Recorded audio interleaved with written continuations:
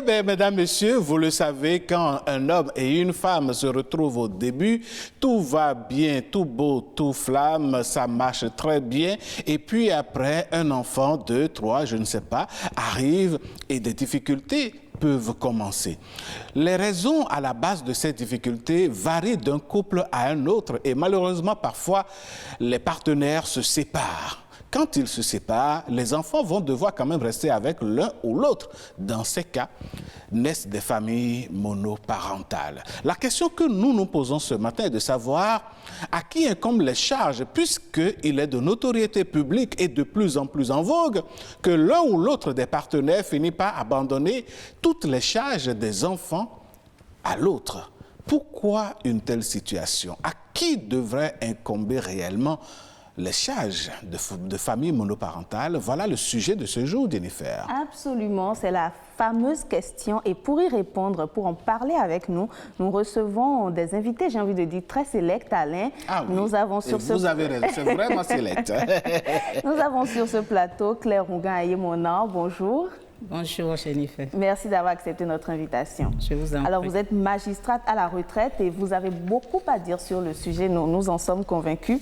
En face de vous, il y a Loko Denadjeji Nobime. Vous êtes chef coutumier. Bonjour à vous également. Bonjour, master. Comment vous allez? Nous allons très bien. Et chez vous?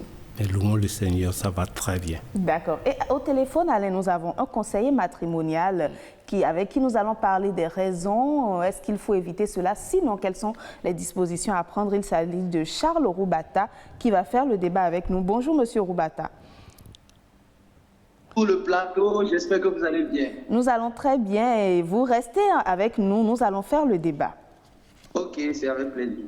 Merci Jennifer de nous avoir présenté nos invités. Mesdames, Messieurs, nous allons démarrer tout de suite. Et la première question ira à Madame Claire Rougan-Ayemona.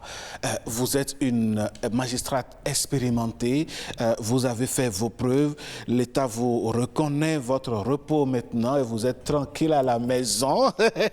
Et cela semble bien vous aller puisque vous êtes bien en forme, Madame Claire Rougan-Ayemona.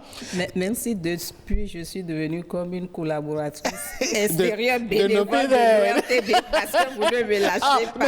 C'est nous qui sommes heureux de vous avoir avec nous. Hein? Alors, Madame Rougan-Ayemona, à votre avis, quelles sont les raisons fondamentales qui amènent à la création, je vais dire comme ça, ou à la survenance des familles monoparentales? Merci. Vous avez déjà commencé par l'une des raisons, c'est le divorce. Parce qu'après le divorce, les parents se séparent. Il y a l'éclatement de la famille. Et quand il y a des enfants, généralement, la garde des enfants est attribuée à l'un ou l'autre des parents qui, du coup, se retrouvent seuls à garder les enfants. Maintenant, pour leur prise en charge, on en discutera. Mais vous savez, la famille monoparentale peut résulter aussi du fait que la femme a conçu pour quelqu'un qui n'a pas accepté d'assumer ses responsabilités. Donc, du coup, elle peut se retrouver une femme célibataire avec enfant, avec un père qui n'a pas soit reconnu la grossesse ou a reconnu la grossesse mais n'a pas accepté d'assumer ses responsabilités. Et troisième situation, c'est la femme dont le conjoint ou le mari décède.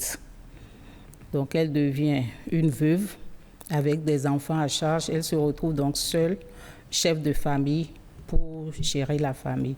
Voilà globalement les types de familles monoparentales que nous avons.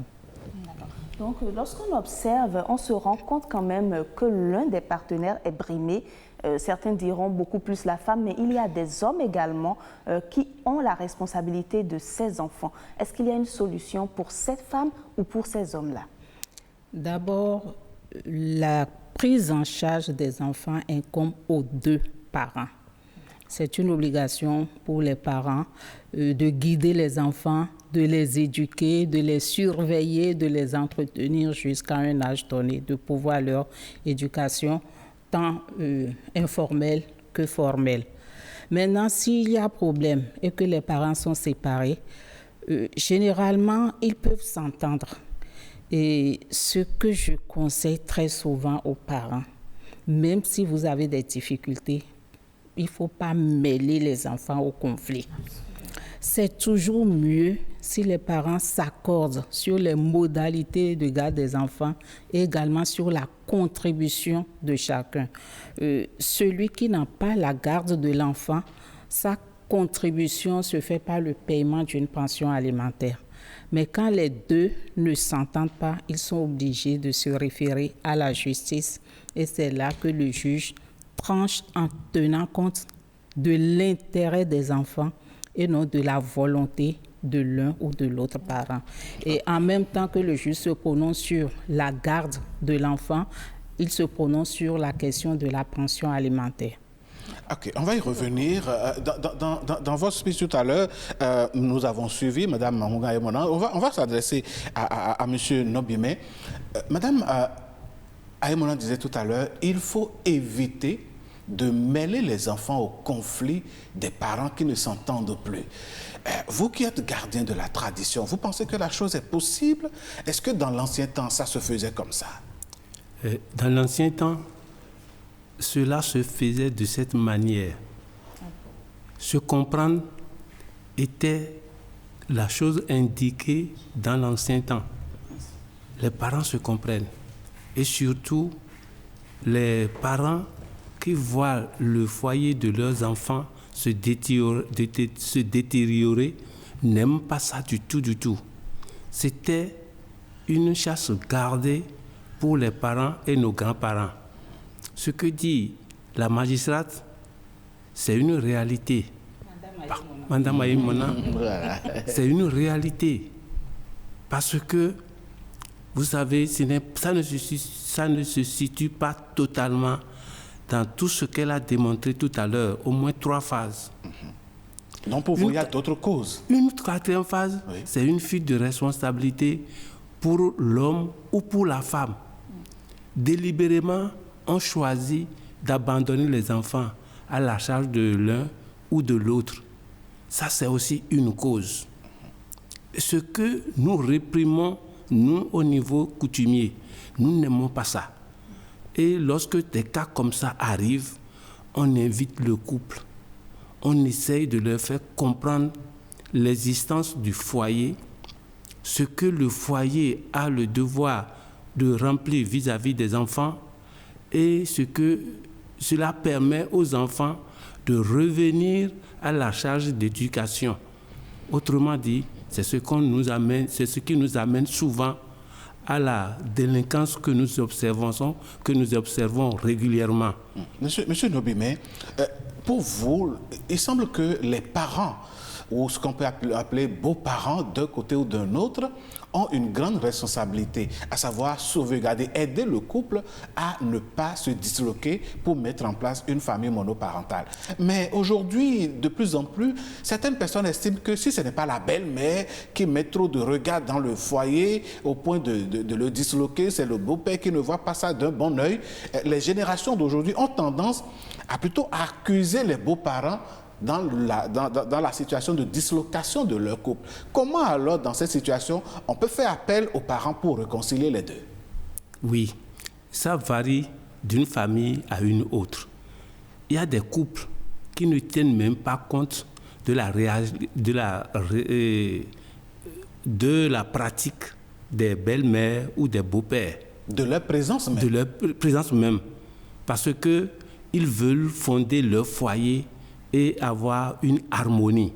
Dans ces conditions, on fait fi, tout en écoutant sa mère ou bien son père, on fait fi de ce que cela peut apporter comme dérangement dans leur couple. Et là, cette famille réussit mieux à maîtriser leur foyer, à bien entretenir leur foyer. Parce qu'au finish, la belle-mère ou le beau-père finiront par s'accorder à leurs principes. Et là, la paix revient. D'accord. Madame Ayemona, dites-nous, souvent on entend dire, puisqu'elle est allée se mettre avec un autre homme, si on aime une chambre, on aime aussi les souris qui y sont.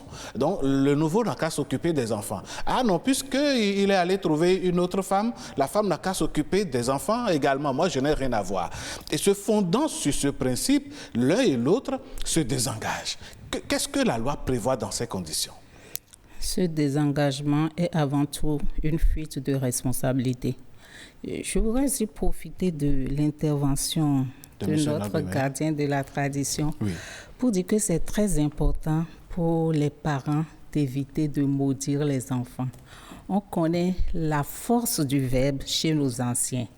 Et aujourd'hui, où on dit que ce n'est plus les parents qui donnent le mari ou la femme, je pense que si les enfants font un choix, je prierai les parents de les accompagner dans ce choix, de les accompagner en leur donnant des conseils, mais surtout éviter une opposition radicale. Ça a aussi un impact plus tard. Dès qu'il y a cette opposition avec la malédiction des parents, quand il y a un petit problème dans le couple, l'homme ou la femme trouve toujours pour dire voilà, c'est parce que tes parents n'étaient même pas d'accord ou c'est eux. Alors que parfois, c'est simplement du fait que naturellement, ils avaient manifesté un mécontentement et qu'on connaît la force du verbe. Chez nos anciens, ce n'est pas bon. Donc, on le dit très souvent et j'espère que les beaux-parents qui veulent le bien-être de leurs enfants aujourd'hui nous écoutent pour éviter surtout les formes de malédiction. Maintenant, ce que vous avez dit, c'est une fuite de responsabilité dont il parle. Vous savez, quand il y a séparation dans le couple, il y a des parents, le père ou la maman, qui s'accrochent aux enfants, non pas parce qu'ils pensent qu'ils sont mieux que l'autre pour les garder, mais tout simplement pour la femme, parce qu'elle pense que c'est le meilleur moyen de continuer à escorter de l'argent pour l'homme, qu'il menace même de ruiner, ou l'homme, il pense que c'est le meilleur moyen pour lui de ne rien donner à la femme. Et ça, ce n'est pas une décision qui participe de l'intérêt de l'enfant. Et ce n'est pas responsable. Quand l'enfant réussit plus tard, c'est les parents qui en gagnent. Mais si l'enfant se retrouve dans la rue, c'est encore le nom de la famille qui est traîné dans la boue. Et ça fait comme une perte. Parce que la création d'une famille, c'est comme la création d'une société. Et les enfants qui viennent, qui constituent le bénéfice de cette société, comme nous le disons, si on ne sait pas capitaliser ce bénéfice, mais on conduit la famille à la faillite. Et ce n'est pas une bonne chose pour la société. D'accord, merci beaucoup, Madame Ayemona. Nous avons notre conseiller matrimonial au téléphone. Monsieur Orubata, je suis tentée de vous demander également les causes qui poussent certaines personnes à délaisser leur progéniture. Madame Ayemona l'a dit, Monsieur Nobime également. Est-ce que c'est un orgueil? Est-ce que c'est une sorte de vengeance qui quand même a des répercussions sur les enfants? Ok, je tiens d'abord à dire merci à toute l'équipe de Nopinen. Bonjour à ceux qui sont sur le plateau. Je veux parler de Madame Ayemona et de Monsieur Nobime. Oui. Je crois qu'ils ont d'une manière ou d'une autre abordé les raisons qui peuvent surgir à ça, qui peuvent amener à cet état de choses. Mais je voudrais apporter ma petite contribution en parlant notamment de la question de la communication, qui est souvent réelle, un problème de communication qui fait qu'à un moment donné, on a l'impression qu'on ne peut plus vraiment vivre ensemble. Donc du coup, un jour, le monsieur s'en va, ou bien un jour, c'est la dame qui s'en va, soit parce qu'elle ne se sent plus vraiment chez elle, sous le toit de son mari, ou bien c'est l'homme qui ne se sent plus vraiment responsable, enfin considéré dans son autorité. Donc du coup, il claque la porte et il s'en va. À cela aussi, il y a le problème d'intolérance religieuse. Vous voyez deux jeunes gens qui sont en train d'aller et puis parce qu'un enfant suggère que peut-être la femme n'est pas de notre bord religieux, on fait tout possible pour aider l'homme à ne pas vraiment aller jusqu'au bout. Quand les difficultés surgissent, on dit il vaut mieux même la laisser et peut-être viens t'attacher à celle-là qui est beaucoup plus incorporée à notre religion et autres. À cela, il y a le problème de caractère difficile. Il y en a qui sont de caractère difficile. Vous voyez, quand l'amour surgit, très rapidement, on fait fi de beaucoup de choses. Mais quand il s'agit maintenant de vivre, surtout avec l'avènement des enfants, c'est là les caractères surgissent. Face aux difficultés qui surgissent, face à tout ce qui constitue les aléas de la vie et autres, c'est là maintenant la maturité est interpellée. Mais malheureusement, certains n'arrivent pas à supporter. C'est là où ils font surgir leur caractère vraiment, pas vraiment cohabitable. Alors, monsieur Orubata, Oui. Voilà la famille monoparentale qui malheureusement Oui, se met en place. Oui. L'un fuit la responsabilité, comme l'a dit tout à l'heure Mme Ayemona.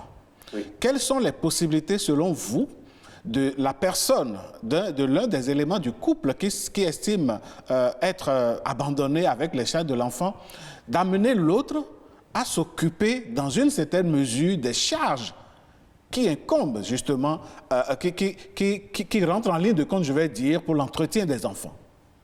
Justement, je voudrais qu'on puisse repréciser les choses à ce niveau-là. Parce que tout part de comment on s'est mis. Parce qu'on dit souvent, tel on fait ça, tel on se couche. Voyez-vous? Oui. Alors, lorsque déjà, dès le départ, vous rencontrez quelqu'un, il est certainement issu d'une famille. Il doit avoir un père, il doit avoir une mère, il doit avoir un oncle, une tante, une cousine. Il faut trouver déjà, dès le départ, le moyen de commencer par tisser des relations avec ces gens-là. Quelle que soit comment dire, la façon dont cet individu, enfin cette personne est prise en ou est considérée dans sa famille. Parce que vous pouvez avoir des familles où on dit non, ce garçon c'est un délinquant, je ne veux pas trop me mêler à son affaire. Mais il appartient à une famille, comme l'a dit Mme Claire Ayemona. Et dans ces conditions, il revient de là. C'est toujours pour prévenir les lendemains, les incertitudes du lendemain. Donc déjà, quand cette base est faussée, il y a problème. Maintenant, l'autre chose aussi, cette personne a des parents. Même s'il s'avérait qu'il est un orphelin, il a des parents. Et nous vivons dans une société patriarcale où c'est le nom de la famille, de l'homme qui est donné à l'enfant. Donc du coup, quel que soit ce qui va arriver, leur responsabilité est impliquée de façon directe ou indirecte. Donc déjà, on peut se rapprocher des parents pour poser le problème. Si on a eu la chance d'avoir impliqué les parents au départ, c'est bon. Mais si on ne les a pas impliqués, quand c'est gâté, il faut quand même prendre la peine de mettre de l'eau dans son verre et rebrousser chemin, quitte à voir si on peut encore colmater les brèches. Voyez-vous? Et dans ces conditions, c'est vrai que, surtout quand la responsabilité des enfants est laissée à la femme, quand elle va vouloir se rapprocher de ses beaux-parents, elle ne sera pas la bienvenue. Mais d'une manière ou d'une autre, il y aura quelqu'un dans cette belle famille qui sera accessible, qui pourra d'une manière ou d'une autre influencer l'homme pour amener son attention à prendre en considération ses enfants. Même s'il ne va pas le faire à 100%, d'une manière ou d'une autre, il va voir dans quelle mesure aider. Et le compte dans tout ça, là, au-delà de la responsabilité matérielle que cet homme est appelé à assumer, il y a souvent la responsabilité affective. Parce que les enfants n'ont pas seulement besoin de manger, ils ont aussi besoin de savoir que la figure paternelle est là. Et généralement, les hommes, ils font un enfant, ils font un autre enfant, ils s'en vont comme si c'était juste un coup de pipi qu'ils ont fait le long d'une clôture et ils s'en vont. Alors que c'est quand même c'est une vie qui vient d'être déposée là et qui va devenir une réalité que toute la société va assumer. Parce qu'un délinquant dans une société, ce n'est pas d'abord la question de celui qui est père, mais c'est de toute la famille et c'est toute la communauté humaine. Voyez-vous? Donc, c'est déjà là que ça commence. Et généralement, nombre de gens, quand on les interpelle pour dire « Monsieur, venez assumer votre responsabilité », vous voyez que souvent, ils prennent ça comme si on veut les contraindre à revenir à ce qu'ils ont vomi. Alors que c'est la femme qu'ils ont vomi, mais pas l'enfant qu'ils ont eu. Parce que l'enfant, c'est le bien commun à tout le couple. D'accord. Monsieur Orubata, vous gardez la ligne. Nous continuons ce débat. Alors, Monsieur Nobine, dites-nous, dans la tradition, est-ce qu'un homme, que ce soit l'homme ou la femme, est-ce qu'il existe des malheurs ou bien une malédiction qui frappe quelqu'un qui fuit ses responsabilités vis-à-vis des enfants? Oui, et vous savez, la famille est une détentrice de puissance, telle que Mme Claire Ayemona l'a dit tout à l'heure. Mais elle parlait de la force du verbe. La force du verbe, ça existe. Et ça existera toujours. C'est à nous, le mortel des communs, qui avons besoin de modérer notre langage. Et nous y activons sérieusement. Nous qui sommes les garants de la tradition, nous faisons un travail immense à ce niveau-là. On n'aime plus que les gens fassent écart de langage vis-à-vis des enfants, vis-à-vis des couples. À certains niveaux, vous n'en verrez plus. Mais il y a des niveaux où ça prend place et ça existe encore. Nous essayons de dire que ceux-là comprennent, qu'ils sachent que la vie d'un être humain, ce n'est pas une pomme qu'on trouve sur la voie. D'accord. On entend souvent dire, parfois même des témoignages de personnes ayant abandonné leurs enfants comme ça à la charge du conjoint ou de la conjointe pour qui rien ne marche, au point où on leur dit, vous devez retourner, non pas vous remettre avec votre ancien partenaire, mais vous occuper de vos enfants avant que ça ne marche. Qu'est-ce qui fait ça? Non, ce n'est pas souvent comme cela. Ça peut arriver. Mais je vous dis, on ne peut pas contraindre quelqu'un pour dire que ce qu'il a abandonné, d'aller la rechercher. Non, on ne lui demande pas d'aller se remettre encore avec la femme ou bien d'aller se remettre encore avec l'homme. Mais les enfants qui sont entre eux deux, ils doivent pouvoir s'en occuper. C'est une obligation. Ils doivent pouvoir s'en occuper. Et nous, à notre niveau, nous nous activons à ce que, lorsque ces cas comme ça arrivent, on invite le couple. On peut inviter l'homme à part. On le conseille. Des fois même, on le supplie. Mais quand il vous quitte, il fait semblant de vous écouter. Il vous fait toute promesse. En vous quittant, c'est tout à fait le contraire. Il fait ce qu'il veut. Il fait ce qu'il veut. Justement, Il nargue même des fois. Madame Aïmona, est-ce que l'un ou l'autre des partenaires est libre de faire ce qu'il veut? Qu'est-ce que la loi, quelles sont les dispositions que la loi a mises en place pour contraindre, d'une certaine façon, puisque le mot est sorti, contraindre l'un ou l'autre des partenaires à s'occuper des enfants? Mais avant, les deux ont insisté sur le rôle de la famille. Oui. Et je voudrais me réjouir actuellement de la légalisation de la connaissance des parents sous forme des fiançailles. Oui. J'insiste parce que tel que la connaissance de famille ou la dot se faisait avant, c'était toujours en l'absence de l'homme. On dit que l'homme n'y va pas. Ça paraissait même aléatoire. Or, c'est en principe à cette occasion que les parents doivent parler à l'homme pour lui dire, écoute, on ne te donne pas notre fille pour que tu la fasses souffrir. S'il y a des difficultés, il faut savoir à partir du moment que nous acceptons que nous sommes là pour vous aider à régler les problèmes.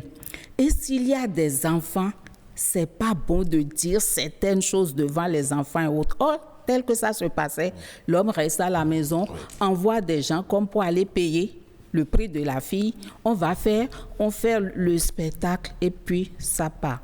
Je voudrais sincèrement prier et plaider pour qu'à partir de l'instant, s'il doit avoir connaissance de famille, que ce soit vraiment les fiancés qui soient présents devant les deux familles pour que les deux leur donnent les conseils nécessaires. Mais Madame Aïmona, notre gradé de la tradition est là. Je ne veux pas vendre un secret, mais on dit que la tradition voudrait, enfin, c'est ce que nous avons entendu dire, que la tradition dit que l'homme ne doit pas rester présent lors de cette cérémonie-là.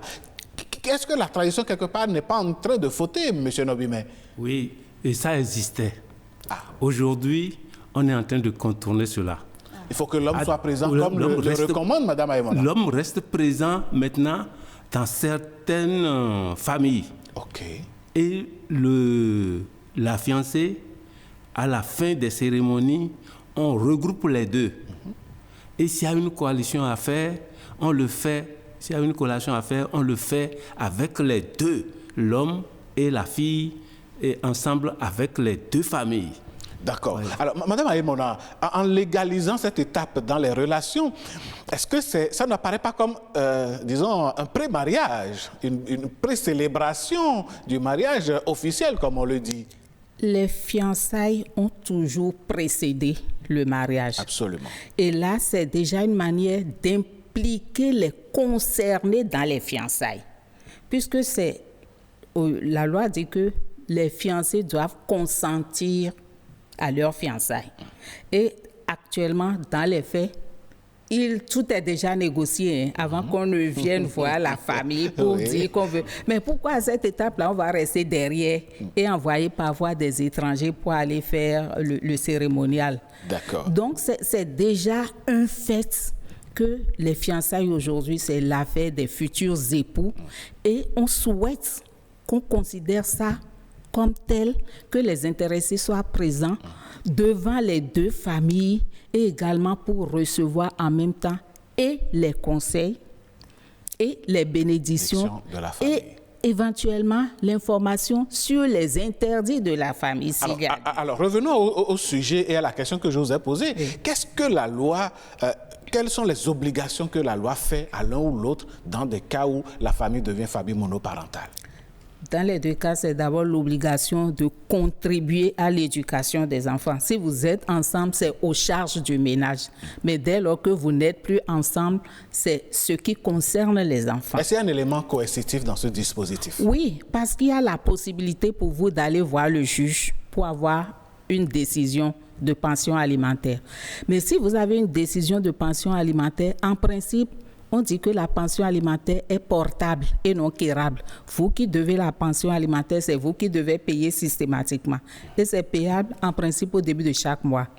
Une fois que la décision est rendue, elle est exécutoire par provision, c'est-à-dire dès que la décision est rendue, vous devez l'exécuter, même si vous n'êtes pas d'accord et que vous devez faire appel ou que vous devez demander une révision de la décision parce que l'enfant ne va pas attendre tout le processus. L'enfant a besoin quotidiennement de manger et d'être éduqué. Et si vous ne respectez pas la décision, au bout de 3 mois, ça devient une infraction. C'est ça qu'on appelle l'abandon de famille. Je suis sûr qu'il y a des téléspectateurs et téléspectatrices qui nous suivent en ce moment. Et dans l'imagerie sociale, on dit, est-ce que vous êtes marié? Si vous n'êtes pas marié, vous n'avez pas à exiger pension alimentaire. Qu'est-ce que la loi dit par rapport à ça? C'est pour ça que j'ai fait la différence entre le lien entre les conjoints ou les compagnons et le lien avec les enfants. Même si vous vous séparez, le lien avec les enfants n'est pas rompu. Les obligations envers des enfants demeurent. Donc, vous ne pouvez pas aller demander qu'on vous paye de l'argent pour vous entretenir parce que vous n'êtes pas descendant du mari. Mais l'enfant, c'est parce que l'enfant est encore mineur qu'il ne peut pas lui-même aller demander que la personne qui a sa garde va demander au nom de l'enfant. Et je vais ajouter que ce n'est pas seulement la femme qui peut demander pension alimentaire. Ça, les hommes l'oublient très souvent. L'homme qui a la garde de l'enfant, s'il estime que la femme aussi a des ressources suffisantes et peut contribuer à l'éducation de l'enfant, il est en droit de saisir également le juge pour dire l'enfant ou les enfants appartiennent à nous deux. Nous avons pratiquement les mêmes sources de revenus. Moi, j'ai la garde des enfants. Je souhaite que la maman aussi puisse contribuer à son éducation. En apportant une pension alimentaire. Mais généralement, dans les faits, les hommes sont gênés d'aller réclamer une pension alimentaire à leur épouse. Mais je dis, c'est un droit. Maintenant, s'ils ne les exercent pas, ça, c'est autre chose. D'accord. Alors, M. Rouata, est-ce que vous voyez un homme en train de demander la pension alimentaire à son ex-femme pour les enfants? Pour ses enfants. Voilà. Oui, pour ses enfants, justement. Mais justement, c'est l'autre versant du débat. Parce que jusque-là, nous avons parlé comme si c'est souvent seulement les hommes qui fuguent de la maison. Alors que parfois, des femmes démissionnent, laissant la charge de 2, 3 enfants au monsieur qui à peine arrive à se suffire à lui-même. Et puis, vous savez, souvent, ce que la femme peut faire, c'est énorme vu en comparaison à ce que l'homme peut faire. Quand la femme a son travail, bon, entre griffes, il peut se passer de l'homme. Si ce n'est pas sa figure parentale qui est obligatoire pour l'éducation de ses enfants et l'autorité et autres. Maintenant, lorsque c'est la femme qui s'en va, c'est vrai que c'est humiliant pour un homme de devoir l'appeler pour dire viens gérer. C'est vraiment très humiliant. Il y a une question d'orgueil apparemment. Oui, mais justement, c'est se dresser par terre vous aussi. Il faut faire preuve d'humilité et oublier cette humiliation. Madame Ayemona, vous-même, vous savez que c'est pas facile pour un homme de dire même à sa femme sous son toit, écoute là, je suis fauché, j'ai pas d'argent. C'est pas facile. Mais ça peut arriver une fois en passant, mais quand ça devient là maintenant récurrent, il se sent vraiment complètement un sous-homme, voyez-vous. Maintenant, le com, c'est qu'on se retrouve dans un foyer où tu es parti en tant que femme. Faut pas qu'on te rappelle que mais si tu étais un incapable, un responsable, tu aurais tenu compte de ma place dans ta vie pour mieux me ménager. Voyez-vous. Bon, maintenant, je voudrais faire une doléance ici. Je sais qu'il y a des milliers de gens qui nous suivent. Oui. Tout à l'heure, Mme Claire, en parlant du Code des personnes de la famille, a notifié la reconnaissance par l'État ou par la loi, du moins, de la connaissance des parents. Oui. Mais je voudrais bien préciser. Est-ce que c'est la connaissance qui est reconnue ou c'est la dot qui est reconnue? Ça, c'est la première préoccupation. Maintenant, la deuxième préoccupation, au cas où déjà cette connaissance survient, cette connaissance se fait dans quelles conditions? Pour ce que j'en sais, en attendant que Mme Ayemona nous réponde, la nouvelle loi dit que si vous rompez les fiançailles sans raison valable, cela donne droit à des dommages et intérêts que vous devez payer à celle ou celui qui se sent lésé. S'il vous plaît, écoutez-moi. Vous connaissez le pays où on est, vous connaissez un peu la réalité c'est pas nous qui avons voté les lois. Hein? Non, c'est pas nous qui avons voté, mais c'est là. C'est les députés de la 8e législature, ceux qui sont là actuellement. Je vais vous dire.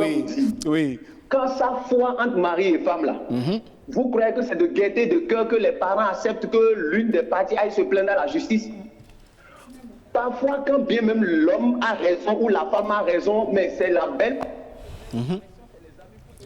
Mais écoute, c'est quoi? On t'insulte au point où tu regrettes d'avoir une idée d'aller porter plainte. C'est ça.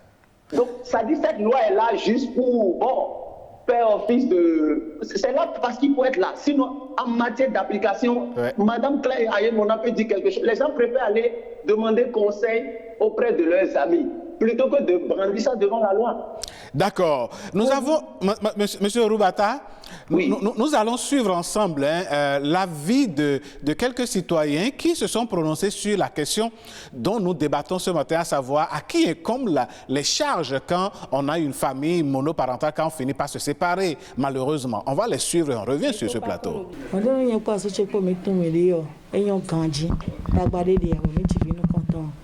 Nous comptons nous en Tagbawa, bon, notre vie, on persiste, bois du Wego. Wego, nous Tagbawa, 5 cas, au finish on Yakle. Les Miglé, on village le compter, mais village sans même bibé, et bête débit le compter. Bois, il fait 3e année CP de Léon, et il content. Donc, content, et des caca, mais à 3e. On m'a pas vu à 6e. Mon a récupéré, on vient à étiquette. Mais on s'en vient sur le ménage des bois. Et on va compter 3e et 6e. Bon,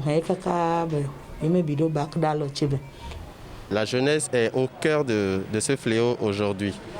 Si nous devons parler de famille monoparentale, à part les causes des faits de vie tragiques, par exemple le décès du conjoint, je crois que c'est surtout suite à la fuite de responsabilité des jeunes. Peut-être par manque de moyens ou par peur d'assumer la responsabilité parentale. Les grossesses sans père fixe, je crois que tout ça est à la base de cette famille monoparentale. Cette forme, c'est souvent chez les femmes qu'on constate ça. Et depuis un certain temps, ça se généralise en quelque sorte. On voit beaucoup de femmes aujourd'hui seules en train d'élever leurs enfants. Et je peux vous assurer que ce n'est pas facile. Ça peut être plusieurs choses. La pauvreté, la précarité ou l'échec d'une relation. La première des choses, c'est que nous n'avons plus assez de temps pour accompagner nos enfants de la période d'adolescence à la période adulte. Et si vous prenez les distances entre les lieux de travail et les résidences, nous n'avons pas ce temps pour accompagner les enfants. Et le bout de temps de samedi, dimanche que nous sommes à la maison n'est pas suffisant pour pouvoir accompagner ces enfants. Moi, je pense que c'est le premier point. Mais le deuxième point, c'est que la jeunesse d'aujourd'hui ne prend pas le temps avant de se mettre en couple. On se rencontre tout de suite, quelques jours après, On passe déjà au cesse, on passe à tout, on dit je t'aime, je veux te marier, on passe au mariage et vous allez voir, on voit même des mariages qui se passent quelques mois après, quelques années après. Le mariage ne dure pas dans le temps. L'éducation étant, on va au palais, on a des questions, on a envie de mais il m'a flou, il m'a tout. Il y a des choses qui sont mais des cacares, ça fait soigner. Donc, l'éducation, on vient attendre des questions, attention, on vient attendre des questions, mais des mois. Jouer les deux rôles, le rôle de père, de mère, et le rôle de l'éducateur, le rôle de la personne qui doit subvenir à tous les besoins, prendre toutes les charges. Vraiment, c'est un fardeau et je pense que c'est le moment de féliciter ces femmes. Moi, je n'ai jamais vu un homme élever seul ses enfants. Et il y a toujours les tantis, les tontons qui passent par là tout le temps. Et chaque tata et chaque tantie a son éducation. Et ça dépend aussi de l'accueil que ces enfants ont réservé à ces tatas-là. Si les enfants réservent un bon accueil et à ces tatas ou à ces tantis, les enfants ont la chance de mériter de la gentillesse de tata.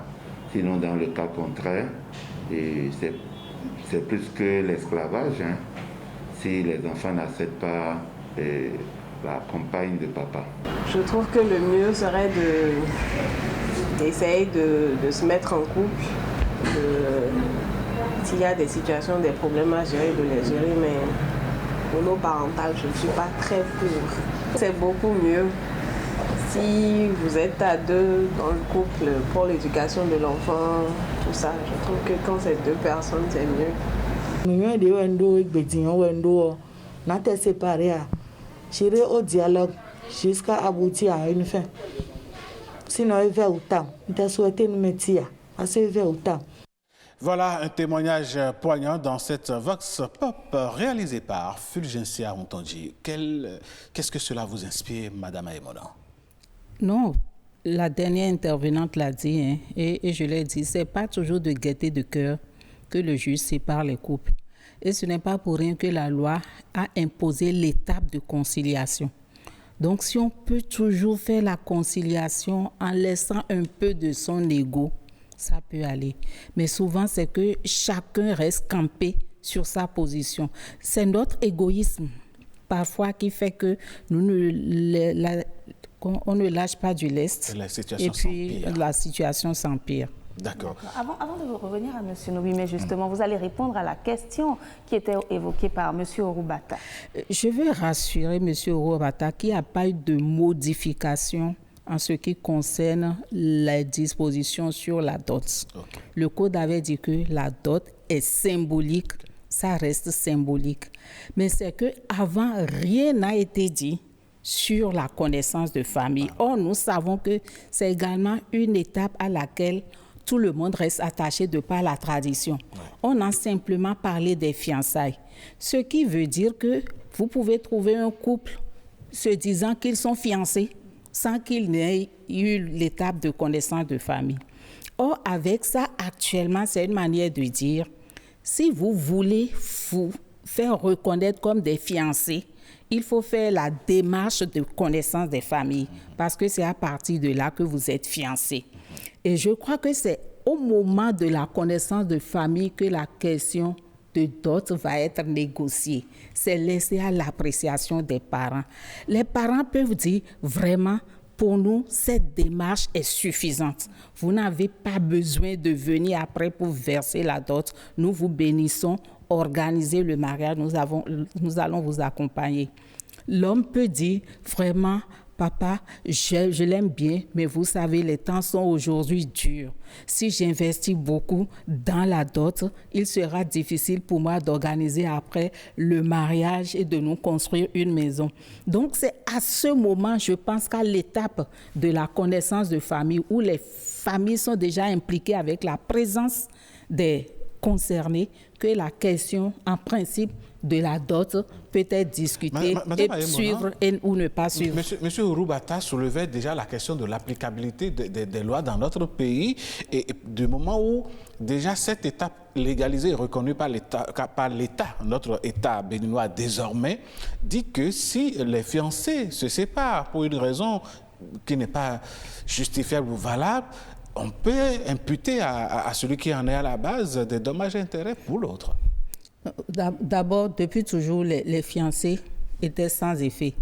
En fond, sous le contrôle de DAI, il y a une expression qui dit « Asibio madani wea ».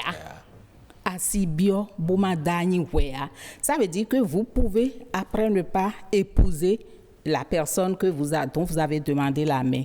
Maintenant, les dommages et intérêts dont on parle, ça s'apprécie. Et je donne souvent un exemple des gens qui sont des fiancés. Ils s'engagent dans l'organisation du mariage. Ils acceptent de se marier et c'est peut-être le jour du mariage que l'homme ne vient pas ou la femme ne se présente pas. Il y a quand même eu, indépendamment du dommage moral, il y a eu quand même un préjudice important par rapport à tout ce qui a été investi dans l'organisation du mariage. Par rapport à ça, l'homme ou la femme qui a été victime peut dire vraiment, pas jusque-là. Il faut au moins me rembourser ce que j'ai dépensé inutilement. Donc ça s'apprécie cas par cas. Ce n'est pas que systématiquement, dès qu'il y a rupture, on va dire, bon, j'ai subi des préjudices, il faut pouvoir justifier du préjudice. D'accord. On va également recevoir l'avis de M. Nobimé suite à la Vox Pop qui est passée tout à l'heure. Suite à la Vox Populi. Oui, je crois que, tel que Mme Claire Aymona l'a dit, la dernière intervention vient régler tout. Et ça rentre dans les aspirations de nous qui sommes des gardiens de tradition. C'est vrai, on souhaite que la négociation aille plus que d'avoir à recourir à la justice ou bien à la fuite de responsabilité. Et là, je vais ouvrir une parenthèse. Oui, je tiens à préciser, à féliciter certaines femmes qui, quelles que soient les conditions, que ce soit la cause par l'homme ou par la femme pour abandonner les enfants, certaines femmes continuent par amour d'entretenir leurs enfants, même s'ils sont avec leur père. Il y en a qui existent, parce que nous recevons trop de plaintes à ce niveau-là. Même si les enfants sont avec le père, la maman... La femme fait l'effort pour les entretenir, ça existe. Ça existe sur le terrain, ça existe dans notre territoire. Et je tiens à féliciter ces femmes-là. Et c'est un modèle. Mais si elles peuvent faire plus, faire preuve d'endurance et maintenir le cap, quelles que soient les difficultés, à garder leurs enfants dans leur foyer, ce serait aussi une bonne chose. Parce que rater le couple aujourd'hui ne veut pas dire que ça doit être éternel. Et il peut y avoir de discorde aujourd'hui et demain ça va se rétablir. Ça existe. Nous luttons pour ça et des fois ça donne des effets. Mais je pense que ce soit la femme, que ce soit l'homme, parvenir à un foyer monoparental n'est pas une bonne chose. D'accord. Nous allons également demander à M. Ouroubata sa réaction suite à l'avis des différentes populations. Bon, si je dois être honnête avec vous, je n'ai pas vraiment pu suivre. Parce qu'il y avait tellement un écho sonore qui ne me permettait pas d'être connecté. Toutes nos excuses. Donc, je savais que c'est des interventions de Mme Aïmona et de M. Nobimé que je réagirais. D'accord. Alors, sinon, je peux quand même placer un mot, si vous permettez. Oui, allez-y, M. Ouroubata. Suite à ce qui a été dit, c'est vrai que je suis en train de comprendre de la dernière réaction de M. Nobimé que c'est toujours bien quand on parvient à trouver une conciliation. Et c'est là, je ne sais pas si c'est de ça le Vox Populi a parlé, mais je tiens quand même à montrer que aujourd'hui, la famille a plus de pouvoir pour amener l'autre partie à vraiment assumer sa responsabilité. Parce que déjà, la connaissance des parents qu'on fait là ne nous donne pas un petit papier qu'on peut aller brandir pour dire voilà mon chéri m'a doté devant parents et amis. Ou bien il a fait la connaissance des parents devant parents et amis. Et surtout que si on voit l'expression fond qui définit la fiancée, c'est genre emprunté mais pas encore marié. Oui. Si je fais l'explication littérale de l'expression, oui. Emprunté mais pas encore marié. Alors, dans ces conditions-là, quand même la loi ne permet pas d'avoir un papier, et même la tradition ne permet pas d'avoir un papier si ce n'est pas la caution morale. Et puis la loi ne permet pas d'avoir un petit papier qu'on peut brandir, qu'on peut dire, bon, ils sont fiancés, ils ne sont pas encore mariés, donc sur la base de quel je peux aller me plaindre devant un officier, si ce n'est pas peut-être sur conseil de proches. Et là encore, des gens vont s'opposer. Maintenant, qu'est-ce qui peut amener quelqu'un en dehors des beaux-parents à au contraire l'autre à revenir prendre ses responsabilités? C'est pour ça que je disais tantôt, quel que soit ce qui arrive, il faut toujours les impliquer. Si vous n'avez pas pu les impliquer au départ, trouvez le moyen toujours de les impliquer pendant que tout fait aller bien, le temps que quand ça sera pire là, on puisse toujours avoir quelqu'un quand même pour assurer les arrières. D'accord. Prendre sa défense. Ok, merci M. Oubata. On continue, vous continuez de garder la ligne. Nous allons à présent faire un clin d'œil à nos amis internautes qui nous suivent dans la famille WhatsApp de l'émission et nous allons avoir le premier message, Jennifer. Justement, il est de Roch Aurélien Akouinou qui dit qu'il faut s'interroger d'abord sur les motifs de la séparation des parents et les conditions dans lesquelles elle s'est déroulée.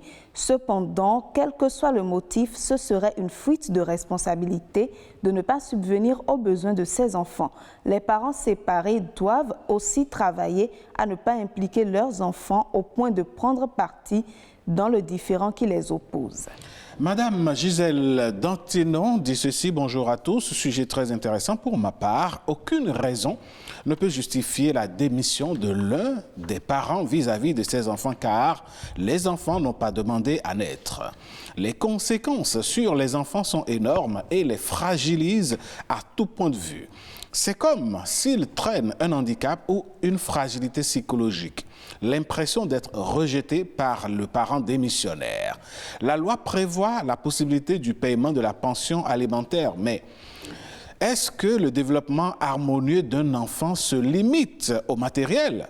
La loi ne peut malheureusement pas contraindre une mère ou un père démissionnaire à donner de l'affection et de l'attention à ses enfants. La loi ne règle pas tout.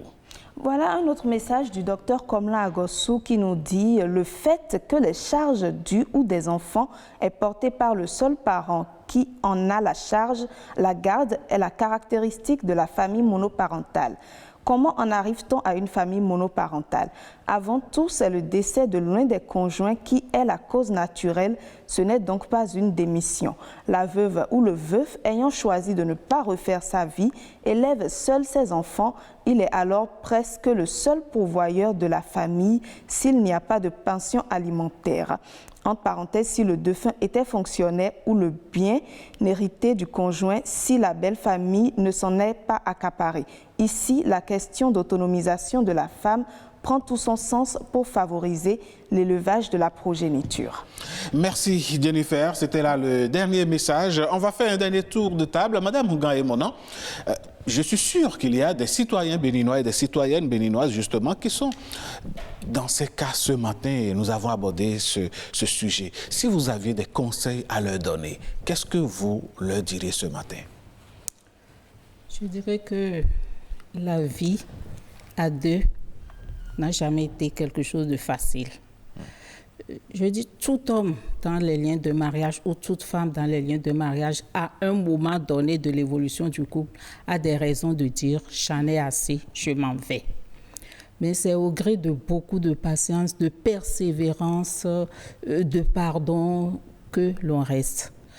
Cependant, je ne condamne pas les gens qui se séparent parce que chacun a son histoire et parfois, il arrive des moments où la séparation est mieux que l'obligation de vie en commune qui devient en réalité invivable et déchirante pour tout le monde, y compris les enfants. Mais c'est dans ce cas que pendant tout le long du débat, nous avons parlé de la responsabilité parentale. Chacun doit pouvoir assumer sa responsabilité vis-à-vis de l'enfant. Faire preuve de responsabilité n'est pas une bonne chose. Ando emi vito bon ado a invito likpano a cointo eneso vivia. Pareil pour la mère. Merci beaucoup pour vos Eh oui, pareil pour la mère. Et si vous disiez la même chose aux mères, en fond? J'aimerais bien rappeler, au vu de ces précieux conseils, que Mme Ayemona a également été ministre de la Famille et des Actions sociales. Et des Affaires sociales. Ah oui, et si seulement je vous disais comment moi je l'ai connu.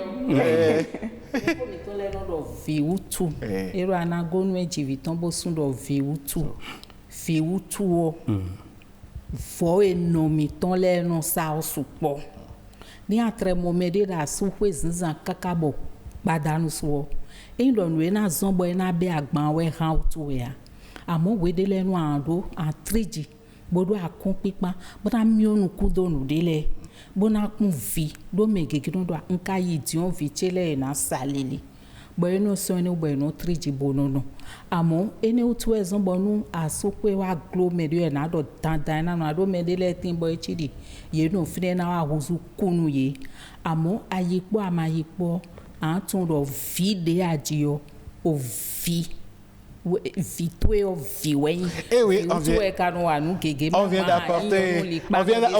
vient d'apporter une nouvelle couleur à votre émission en faisant un petit résumé pour nos parents qui n'ont pas la possibilité de nous suivre en fond. Alors, on va y réfléchir peut-être pour une autre saison de Nobimé. Alors, Monsieur Nobimé, si vous devez en 30 secondes dire un mot aux parents qui nous ont suivis jusque-là. Oui. Et ce n'est pas pour des difficultés que les gens vont abandonner leurs enfants. Parce que dans notre langue, on dit donc, quelles que soient les conditions difficiles que le couple subit, il faut qu'il prenne le courage, la patience, la persévérance d'en accepter. Demain est dur, mais tu ne peux pas reconnaître que si après-demain sera meilleur. C'est ça.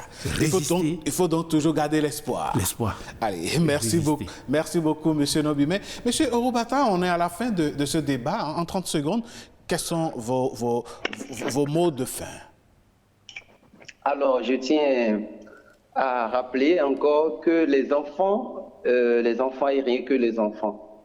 C'est notre héritage, c'est le souvenir qui est resté de ce beau moment qu'un couple a pu vivre ensemble. Et il y a la nécessité de parler de ces enfants quand bien même les circonstances ne nous amènent plus à être en mesure de parler. Mais au moins à cause d'eux, qu'on puisse trouver le temps de s'asseoir, qu'on puisse se rendre disponible juste pour eux, même si c'est en quelques minutes débattre des préoccupations les concernant. Et puis savoir aussi que les enfants, quand ils atteignent, quand ils sont dans cet univers de foyer monoparental, à un certain âge, surtout à l'âge ado, ils profitent de la situation, ils vont gruger papa, ils vont gruger maman. Et disons que c'est les dégâts collatéraux. Voilà, c'est les dégâts collatéraux. Je finirai en disant que vraiment le succès d'un enfant, c'est le succès de tout le couple. Et puis à la fin d'un succès, on ne cherche pas à savoir est-ce que papa et maman étaient restés ensemble. Quand on voit par exemple le chef de l'État, on ne va pas chercher à savoir est-ce que les parents étaient ensemble, mais on va simplement dire les parents ont fait du bon boulot.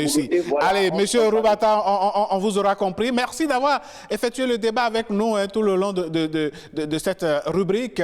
Mesdames, Messieurs, nous ne pouvons pas juger les uns et les autres. Ce n'est même pas notre prétention. Chacun a sa vie, chacun a son histoire, comme l'avait bien si précisé Madame Ayemona. On ne peut pas vous dire ayez le courage d'aller mourir. Non, non, si ça ne va pas, c'est que ça ne va pas. Maintenant, s'il y a une possibilité de réparer et de se comprendre, il faut le faire. À vous de juger ce qui est bon pour vous, mais dans l'un ou l'autre des cas, n'oubliez pas les enfants. Les enfants restent vos enfants, les enfants restent nos enfants, nous étant membres de la société.